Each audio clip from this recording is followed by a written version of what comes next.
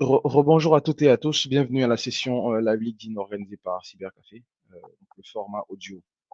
Euh, donc c'est la 43e session, donc on est très heureux de recevoir Fawaz, donc qui est expert cloud, donc architecte cloud, qui viendra nous parler de DevOps. Donc on parlera de DevOps dans le cloud, d'automatisation des pipelines et de développement et intégration continue. Donc la session va s'articuler autour de trois axes. On parlera de ce que c'est DevOps et de ses fondamentaux. On aura aussi également une présentation donc le point de vue de notre expert sur la compréhension, la compréhension des pipelines, du développement et de l'intégration continue. Et on terminera par l'automatisation des pipelines de déploiement. Donc, déjà, je vais peut-être te laisser la parole te présenter. Donc, je rappelle que ce sont les sessions de 30 minutes. Vous aurez la possibilité de poser vos questions en fin de session. Je vais te laisser la parole pour te présenter rapidement, brièvement. Ok, ben alors moi c'est Fawaz Adjao, je suis architecte cloud et SRE. Ça fait 7 ans que j'ai commencé avec le cloud computing. Je suis dans une SS2I et donc mon rôle c'est d'aller chez les clients de ma boîte pour leur offrir des prestations de consulting, que ce soit pour la migration de l'application, la mise en place de pipeline DevOps ou d'approche DevOps et une partie aussi qui est la sécurité en fait de les environnements. Donc, voilà. D'accord, ok. Bah, déjà, est-ce que tu peux nous dire donc pour l'introduction à ce que c'est DevOps et ses fondamentaux, mais qu'est-ce que DevOps, qu'est-ce que DevSecOps et quels sont leurs rôles dans le développement logiciel? Alors, le DevOps, c'est avant tout une approche de travail qui vise en fait à améliorer la collaboration entre les équipes de développement dev, d'une part, et les équipes d'opération Ops, de la seconde, d'autre part, afin d'accélérer le cycle de développement d'un logiciel tout en assurant la qualité du code livré. En gros, le DevOps, son rôle, l'approche, c'est vraiment pour permettre en fait la livraison de façon continue, de façon fiable et de s'assurer de la stabilité en fait de la production grâce à la collaboration qui se fait entre l'équipe de développement et l'équipe opérationnelle. Le DevSecOps, en fait, elle étend juste l'approche DevOps en rajoutant en fait toutes les pratiques de sécurité au début du cycle de vie en fait du logiciel afin de s'assurer de la fiabilité et éviter tout ce qui est vulnérabilité et risque après le déploiement de l'application. D'accord, donc merci. Donc, merci pour ces précisions sur ce que c'est le DevOps et le DevSecOps. Mais aujourd'hui, quelles sont les principales caractéristiques de DevOps? Donc, si j'ai bien compris, c'est vraiment une méthodologie, une manière de travailler. Donc, la collaboration, Ouais. effectivement, comme tu as dit, entre les devs et la partie opérationnelle. Donc, quelles sont les principales caractéristiques de DevOps? Les principales caractéristiques du DevOps, c'est vous avez avant tout la collaboration et la communication avec différentes équipes. Parce qu'aujourd'hui, un DevOps qui intègre une équipe, il va travailler avec différents teams. Ensuite, vous avez l'automatisation des processus de développement, de test et de déploiement et de surveillance de l'application. Puis, vous avez l'intégration continue classique et le déploiement continu de l'application. Il faut intégrer tout ce qui est test automatisé du code, déploiement de façon continue du code, s'assurer de la fiabilité, de la rapidité en fait de la livraison du code. Puis vous avez le feedback et l'amélioration continue, c'est-à-dire une fois que vous intégrez en fait votre approche DevOps, une fois qu'elle est mise en place, recueillir auprès des utilisateurs des feedbacks pour améliorer le processus mis en place. Et le DevOps, il est vraiment orienté client, c'est-à-dire on répond aux besoins exacts du client. Si le client a envie de déployer un conteneur, il faut lui mettre en place une approche qui est orientée conteneur. S'il a une application qui est développée dans un langage, je sais pas, Java, PHP, il faudra lui mettre en place une approche qui est orientée vers son besoin. D'accord, donc Donc voilà. c'est pas quelque chose qui peut être, donc on peut avoir un système qui fonctionne à la fois sur Java ou sur autre chose, c'est ça? Si j'ai bien compris. C'est vraiment un truc spécifique dédié à.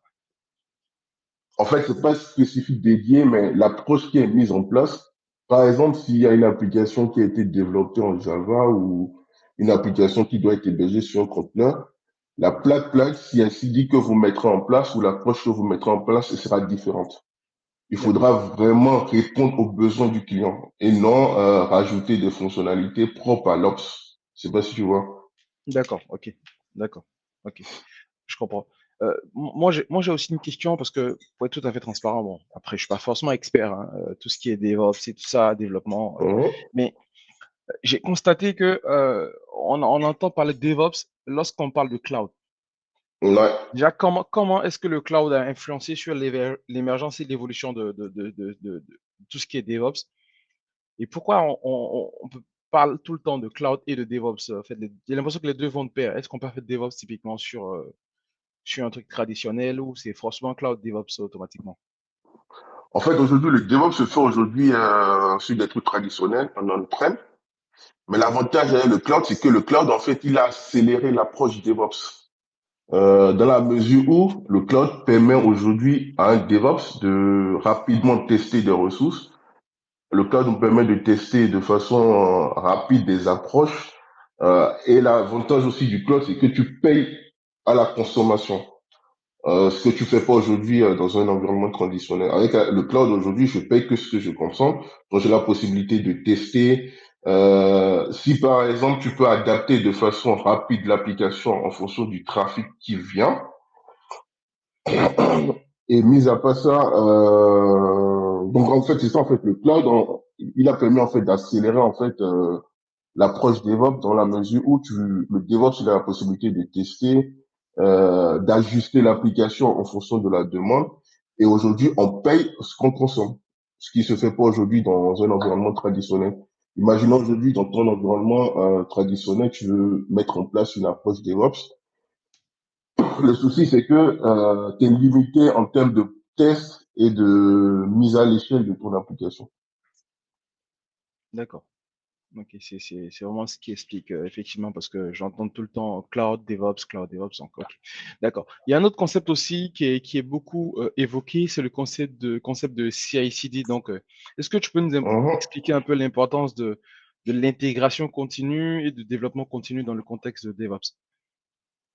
Alors, l'intégration continue permet aujourd'hui d'automatiser l'intégration du code qui a été fait par les développeurs dans un référentiel partagé par plusieurs personnes, que ce soit GitHub, GitLab, je pense que vous connaissez, Bitbucket. Ensuite, l'intégration continue, c'est toutes les étapes qui permettent aujourd'hui d'automatiser le test du code une fois qu'il est mis dans le référentiel, ce qui permet de détecter et de corriger rapidement des bugs pour s'assurer en fait de la qualité du code qui sera livré plus tard et réduire les délais de mise sur le marché en fait d'une application. Ça, c'est le rôle de la partie intégration continue. Ensuite, vous avez le déploiement continu qui vient après l'intégration continue. Une fois que le code il est passé par l'étape intégration continue, mis dans un repo, test de l'application, s'assurer de la fiabilité, qu'il n'y a pas de bug. Avec le déploiement continu, on automatise le déploiement du code. Donc, le développeur, il a juste à pousser son code dans le référentiel et tout le reste se fait tout seul. D'accord. D'accord. Donc, D'accord, ok. Ah, merci pour ces étapes, hein, qui expliquent un peu ce que c'est, parce que moi aussi, c'était un peu flou pour moi. Comme j'ai dit, je suis plutôt purement sécurité. Et Ouais. je vais peut-être revenir aussi sur donc l'axe 2, tout ce qui est compréhension des pipelines, de déploiement et d'intégration. Peut-être on va revenir encore sur tout ce qui est CI/CD. Déjà, c'est quoi un pipeline de déploiement et comment est-ce qu'il fonctionne dans un environnement DevOps? Alors, un pipeline, c'est l'ensemble des étapes automatisées pour faire passer un code de son étape de développement à la production de façon simple, de manière efficace, fiable et sécurisée. D'accord. Est-ce qu'il y a des outils ou il y a des éléments qui permettent de faire toutes ces étapes-là? Tu as parlé de GitLab, c'est ça? Oui, tu as GitLab CI, GitHub Action, tu as SickCI, tu as Azure DevOps, et tu as plein d'outils aussi sur Amazon qui te permet en fait de faire la même chose. Tu as Code Pipeline. En fait, il y a différents outils aujourd'hui qui te permettent en fait de construire ton pipeline et ensuite d'intégrer en fait ta configuration pour pouvoir automatiser tes différentes étapes. D'accord. Il y en a pas mal aujourd'hui sur le marché qui est utilisé par différents clients Et aujourd'hui, on choisit vraiment en fonction de la politique. Pour choisir aujourd'hui un outil, c'est en fonction de la politique de l'entreprise et du besoin de l'entreprise. Je te prends par exemple aujourd'hui une entreprise qui est full Azure, sur le cloud Azure, elle va plutôt opter pour du Azure DevOps, accompagné avec du GitHub.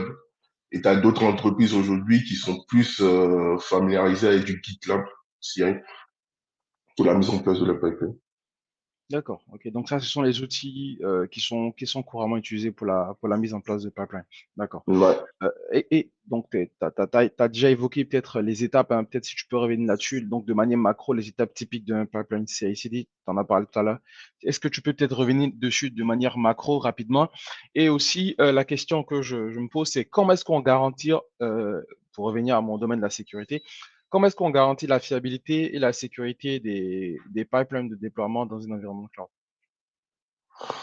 Alors déjà, pour les étapes typiques d'une pipeline, tu as le contrôle du versionning du code, premièrement. Ça, c'est au niveau de la partie CI. Tu as le contrôle de la version du code. Hein.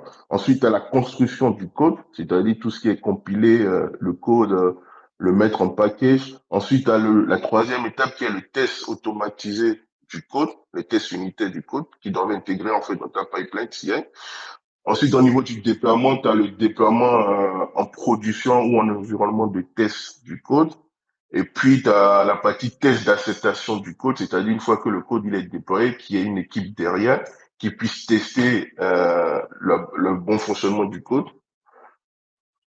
Puis, tu as le déploiement en production. Ce qui est recommandé aujourd'hui, c'est de déployer sur un environnement soit de test, de pré-prod, avant de déployer effectivement sur la production. Le plus souvent, la production, on demande à quelqu'un de venir, soit le manager, de venir manuellement valider la pipeline, parce que c'est pas recommandé de le faire de façon automatique en production. Il faut vraiment l'accord de quelqu'un et quelqu'un qui est le garant de cette étape.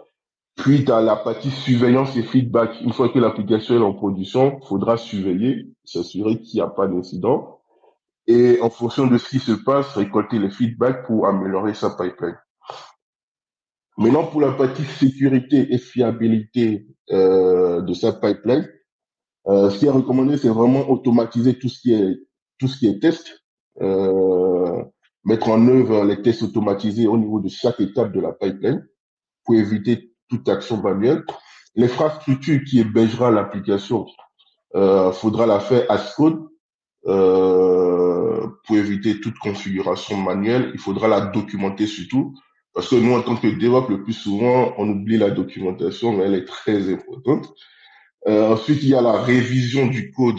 Il faudra, le code, une fois qu'il est mis dans la pipeline, opter pour des solutions telles que SonarQube, par exemple, pour checker que le code, il n'y a pas de faille de sécurité dans la syntaxe qui est écrite dans le code ou autre. Puis, nous avons la gestion des secrets.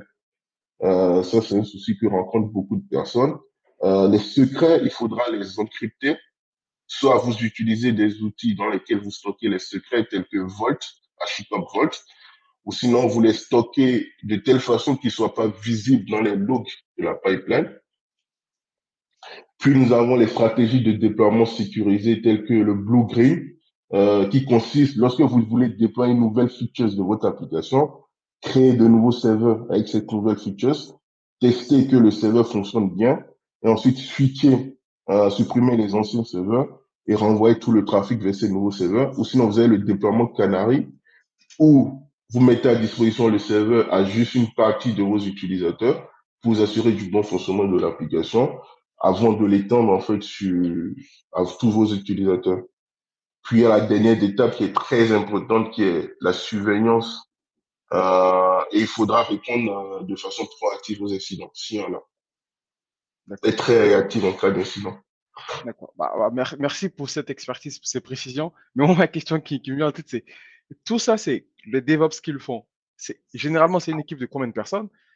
Ou, bon, là, peut-être on sera peut-être dans une configuration DevSecOps, si j'ai bien compris la Mmh. différence entre DevOps et DevSecOps. Mais généralement, c'est une équipe de combien de personnes qui fait tout ce travail-là? Et Euh, déjà, comment est-ce qu'on devient DevSecOps? Est-ce qu'il y a une formation spécifique? ou c'est des compétences particulières qu'il faut acquérir en fonction du contexte? Ok, alors pour le nombre de personnes, ça dépend vraiment de l'organisation de l'entreprise. Sinon, tu peux avoir une seule personne qui est affectée à un projet Ok, et donc qui peut mettre en place, parce que là, on est vraiment sur de l'automatisation. Une fois que tu as mis en place tout a été scripté, après, tu as juste à surveiller et intervenir en cas d'incident. Donc, il y a une seule personne qui peut le faire. Mais maintenant, si tu es dans une organisation où il y a des dizaines, des vingtaines de projets, ce qu'on fait le plus souvent, c'est-à-dire, imaginons par exemple, il y a 20 projets, tu peux avoir 5 DevOps que tu alloues à 2, 3 projets, donc ils travaillent avec différents projets. Donc voilà. Mais maintenant, comment on devient DevOps? Je dirais pour devenir DevOps, il faudra, dans un premier temps, avoir des bases en système et réseau. C'est très important. Comprendre comment fonctionne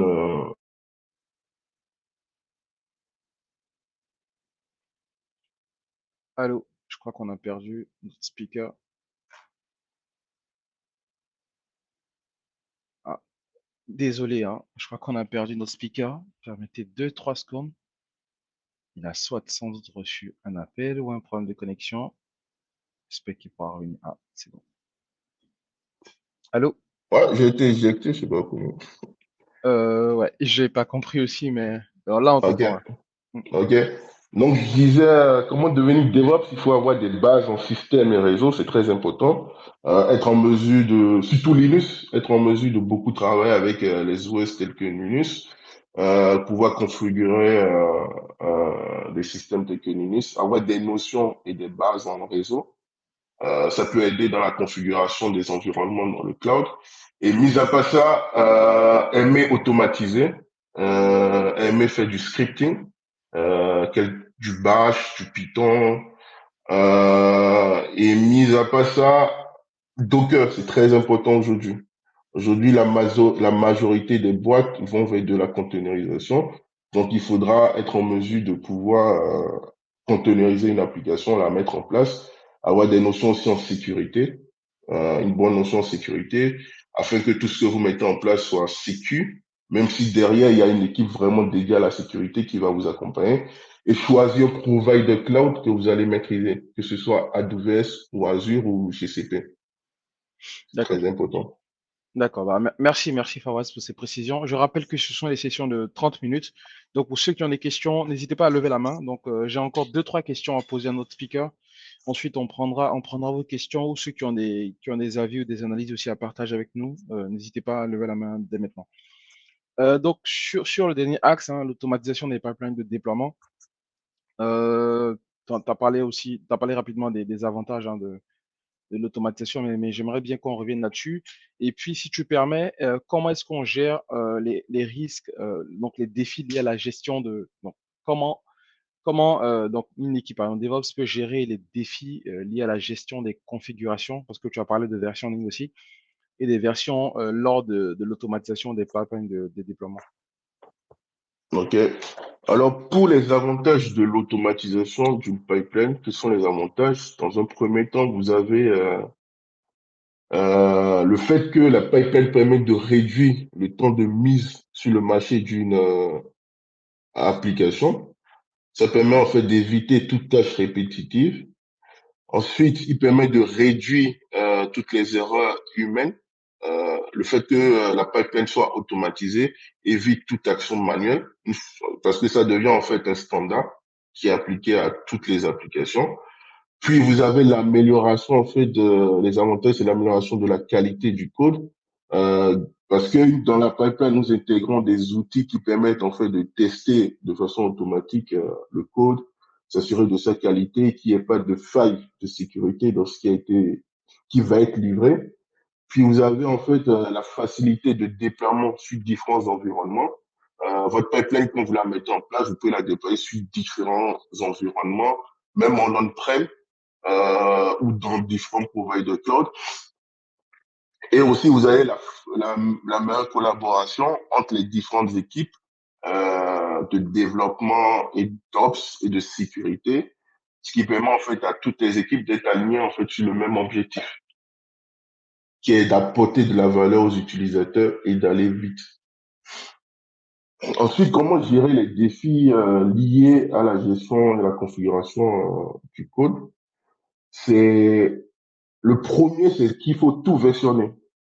Vous assurez que toute votre configuration, que ce soit le déploiement de l'infra, le code passe par un référentiel et qu'il est versionné, ce qui va grandement vous aider le jour où vous aurez un incident et vous devez faire un rollback, revenir en arrière.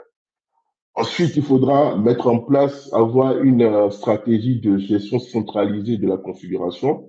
Tout le monde pointe au même endroit, tout le monde vient récupérer sa source au même endroit. Puis, vous avez les fonctionnalités que proposent aujourd'hui les référentiels de stockage de code, qui est les branches et l'étiquetage. Imaginons votre code source se trouve aujourd'hui dans un repository et vous avez une nouvelle feature en fait à développer. Le développeur a une nouvelle feature à créer. Ce qui est recommandé, c'est de créer une nouvelle branche depuis la source sur laquelle il travaille, qu'on teste, avant de merger en fait cette branche vers le repo central qui est utilisé par tout le monde. Puis, vous devez vous assurer que les configurations de vos environnements sont immuables et reproductibles grâce à l'infrastructure as code et tous les systèmes de compliance qui seront mis en place. Bon, Donc voilà. voilà. Merci Fawaz. Tu as parlé d'infrastructure as code. Je pense que tu as évoqué ça plusieurs fois. C'est quoi exactement? Enfin, l'infrastructure as code, c'est le code de l'infrastructure sous forme de code. Je te prends par exemple, tu as du Terraform aujourd'hui qui te permet de déployer tes ressources, bah, ton infra sous forme de code.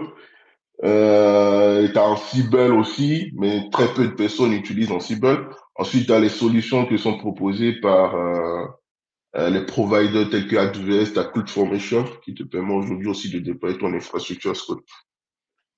D'accord. Aujourd'hui, il n'y a pas que les développeurs qui codent, il y a aussi l'infra aujourd'hui que nous, en tant que DevOps, on code aussi. Et il y a D'accord. des outils qui sont faits pour ça. D'accord. Ok. Je savais pas. Merci. Merci pour ces informations. Ma dernière question, peut-être avant de prendre d'autres questions, s'il y a des questions donc des auditeurs, hein, n'hésitez pas à lever la main.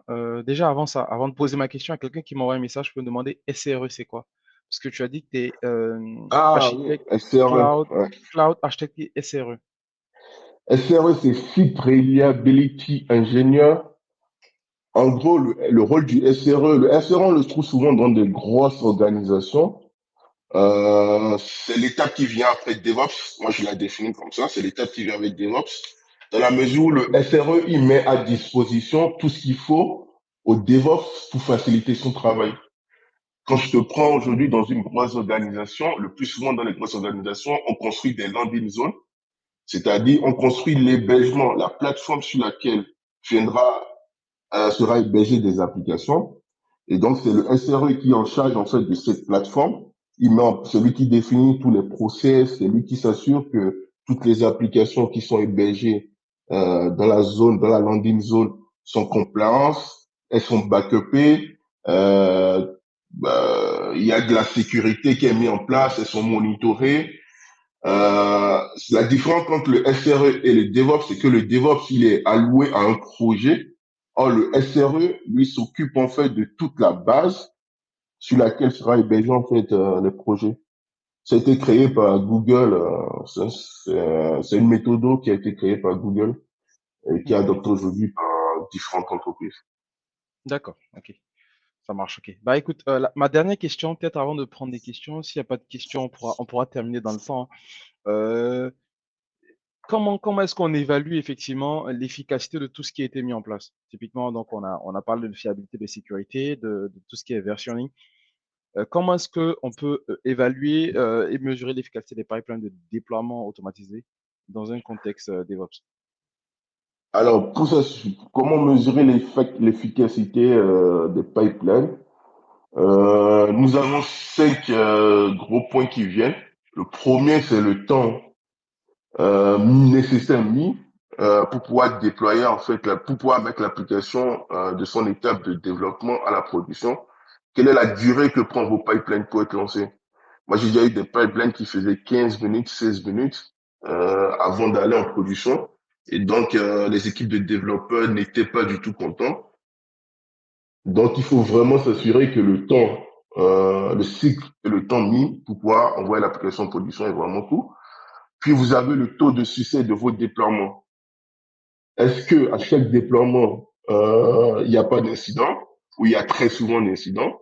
Ce sont des KPI à regarder. Puis, vous avez la fréquence de déploiement.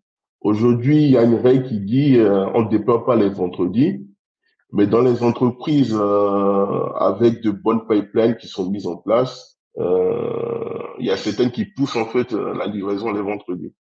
Donc, à quelle fréquence les déploiements sont faits, à quelle fréquence les développeurs livrent de nouvelles features ou de nouvelles gestions du code. Ensuite, il y a le temps de rétablissement, c'est-à-dire en cas d'incident, combien de temps il vous faut pour pouvoir rollback l'application, pour pouvoir venir à sa version antérieure. Et nous avons le dernier qui est le feedback et le temps de correction, évaluer la rapidité avec laquelle les feedbacks sont intégrés dans le process, dans la pipeline et les problèmes sont corrigés. Quel est le temps que vous prenez pour résoudre vos problèmes? Et ce sont les 5 points que je trouve là pour définir si une pipeline elle est vraiment efficace ou pas. D'accord, ok. Je crois qu'il y a une question, quelqu'un qui m'a envoyé une question par message. Vraiment, je rappelle, hein, vous avez juste à lever la main. Il y a un petit bouton bon, pour ceux qui viennent pour la première fois. Vous avez juste un bouton juste en bas. Vous levez la main, vous posez vos questions. N'hésitez pas. L'objectif de cette session, c'est d'interagir avec notre speaker. Je ne sais pas si la personne souhaite lever la main, poser la question. Bon, c'est pas grave, je vais la poser quand même. Sinon, n'hésitez vraiment pas à lever la main, poser la question. La question, c'est comment un développeur pourrait gérer efficacement une migration de son profil actuel vers celui de DevOps. Donc, celui qui est peut-être déjà qui travaille déjà, euh, comment est-ce qu'il peut passer de développeur? Après, je sais pas développeur quoi. J'imagine développeur, il y a beaucoup de Ok. domaines. Mais comment est-ce qu'il passe de développeur à DevOps? Ouais, tu peux répondre à la question. C'était pas la question de Monsieur Adebayo. Ensuite, après, on prendra la question de Monsieur Adebayo et on pourra mettre fin à la session. Est-ce que tu m'entends? Alors, Oui, ouais. désolé, j'avais été éjecté. Alors, je réponds à la première question qui est comment un développeur peut devenir DevOps. Hmm. Alors, moi, ce que je conseille aujourd'hui aux développeurs qui voudraient être DevOps, c'est déjà de suivre des formations. Aujourd'hui, nous avons plusieurs formations ou des bootcamps qui permettent en fait d'accélérer et de devenir DevOps. Ça permet en fait aux développeurs d'éviter à chercher tout seul de son côté, mais d'avoir quelqu'un qui est dans le domaine, qui l'accompagne et qui peut lui montrer de façon simple quelles sont les différentes étapes à suivre. Mis à part ça, s'il veut être autonome et chercher de son côté, ce que moi je recommande aux développeurs, c'est maîtriser Linux, parce que c'est demandé aujourd'hui sur le marché, maîtriser Docker, bon, pas maîtriser, pas être un expert, mais comprendre comment fonctionne Docker, pouvoir containeriser une application, et ensuite choisir un provider cloud sur lequel il sera fixe. Soit c'est du AWS, soit c'est du Azure, soit c'est du GCP. Il se concentre en fait sur ses providers, il améliore sa base en Linux, et ensuite il est en mesure en fait de mettre en place des applications containerisées sous Docker. Je pense qu'avec ça, au moins, il pourra ensuite postuler à des postes de DevOps. Soit il peut aussi passer des certifications. Ça lui permettra ensuite de postuler en tant que à des postes de DevOps. Et grâce à ces missions, il pourra en fait acquérir plus de compétences. Je connais plein d'amis comme ça qui étaient développés, qui ont switché après, qui aujourd'hui font du DevOps. D'accord, ok. Merci Fawaz pour ce retour. Merci pour ta réponse. J'espère qu'on a répondu à la question donc, celui qui me l'a posé par message. N'hésitez pas à lever la main, me poser vos questions, hein. On va prendre la dernière question de Monsieur Adebayo, s'il n'y a pas d'autres questions, et on pourra mettre fin à la session. Est-ce que vous avez une question? Ouais, bonjour à tous. Déjà, Oui, merci bonjour. pour ce talk. En fait, une question à la fin, un peu une remarque, c'est que la question que je me pose, c'est qu'est-ce qu'au final, DevOps, c'est vraiment un métier? Parce que tel qu'il a été promu euh, par, euh, tel qu'il a été promu, c'est plutôt une approche en réalité, une approche de développement logiciel qui vise à améliorer la collaboration entre les équipes de développement et les ops. Donc, est-ce que c'est pas finalement un abus de langage de dire que c'est un métier parce que en réalité, et c'est pour ça le nom final, il porte bien son nom, DevOps, c'est qu'il y a une partie qui est vraiment très très très liée au développement logiciel que des ops ne maîtrisent pas forcément. Et il y a plein d'aspects aussi qui sont purs operating system que les développeurs ne maîtrisent pas. Et au final, DevOps, c'est juste mettre ces deux personnes qui historiquement travaillent dans des départements différents ensemble pour amener en fait une Mhm. méthodologie qui permet de développer et de livrer beaucoup plus facilement des applications. Alors oui, je suis totalement d'accord avec toi, hein. C'est un débat qu'on a eu tous depuis avec les fiches de poste qui se font. C'est que oui, le DevOps c'est une approche. En réalité, c'est vraiment une approche qui est la collaboration entre le Dev et l'Ops. Mais depuis quelques mois, ils ont officiellement défini le DevOps comme un poste, une fiche de poste. Parce qu'aujourd'hui, quand tu veux embaucher quelqu'un, euh, aujourd'hui c'est devenu comme une fiche de poste. En fait, je veux un Ouais. DevOps, tu vois. Mais Et donc ouais. du coup, je pense qu'il y a un point qui est important qu'il faut souligner, et c'est pour rebondir par rapport à la question précédente, c'est qu'il ne faut pas juste dire comment on fait pour devenir, passer de dev à ops, mais il y a aussi une question importante qui est comment on fait pour passer de ops à DevOps. Parce que moi, personnellement, je connais plein d'ops qui sont pas capables qui comprennent pas comment fonctionnent les applications et qui déploient avec des ressources qui sont juste exagéré, qui n'est pas très intéressant pour l'entreprise en termes de coûts. Donc, je pense que c'est vraiment important d'ajouter aussi cette notion-là qu'au final, DevOps, ça combine des compétences qui sont liées au développement et aussi à l'operating system. Donc, quelque part aussi, je veux dire, le truc dans le cas inverse, il a du sens, quoi. Je sais Ah pas ben, ce que tu en penses. je suis totalement d'accord avec toi. Aujourd'hui aussi, il y a le côté comment être un bon DevOps en tant que Ops. Aujourd'hui, quand tu es DevOps, il faut que tu comprennes les problématiques du développeur pour pouvoir à la fois conseiller les bons outils et les bons process au développeur pour héberger son application ou l'intégrer en fait dans l'approche. Donc, je suis totalement d'accord qu'en tant que DevOps, tu dois être en mesure de comprendre aussi les enjeux. Dev, t'es pas obligé d'être un expert, mais comprendre quand même comment Exactement. fonctionne le développement de l'application. Je sais que pour mettre en place cette application, j'ai besoin de telle chose. Donc, je peux conseiller en fait au développeur, voici la nouvelle façon de travailler si tu veux qu'on intègre ton application de cette façon. Je suis Ouais. totalement d'accord. Je voulais juste souligner ce petit point-là, parce que personnellement, Ouais. aujourd'hui, les meilleurs ops que je connaisse sont à la base développeur, tout simplement parce que je vois qu'il y a plein d'operating systems qui comprennent vraiment rien aux applications et qui les déploient n'importe comment. Je veux dire, un cas typique que j'ai eu, c'est un ops qui, on lui demandait en fait de développer, déployer une application qui doit être scalable. Il ne voit pas forcément ce que c'est scalable dans le développement, que du coup, il faudrait que les ressources ne soient pas hébergées sur l'application parce que sinon, au prochain deploy, ben, on perd toutes les données. Et pareil, tu vois, Mhm. quand on déploie des applications statiques, ils mettent des serveurs derrière alors qu'on n'en a pas besoin.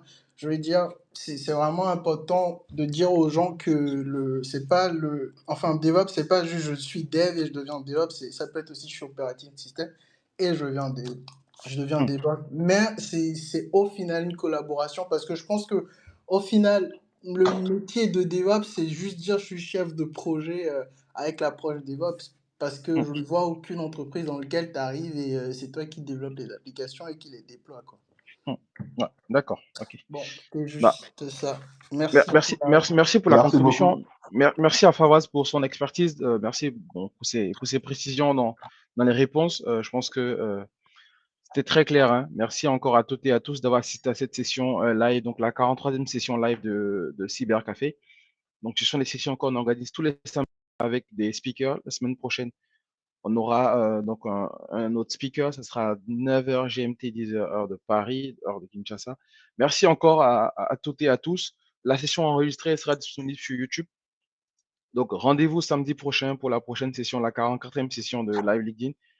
Et excellent week-end à toutes et à tous. Merci encore à toi, Fawaz, pour ta disponibilité et ton expertise. Allez, merci Et Amadou et à la prochaine. à la prochaine. Merci beaucoup. Merci. Bonne Ciao. journée.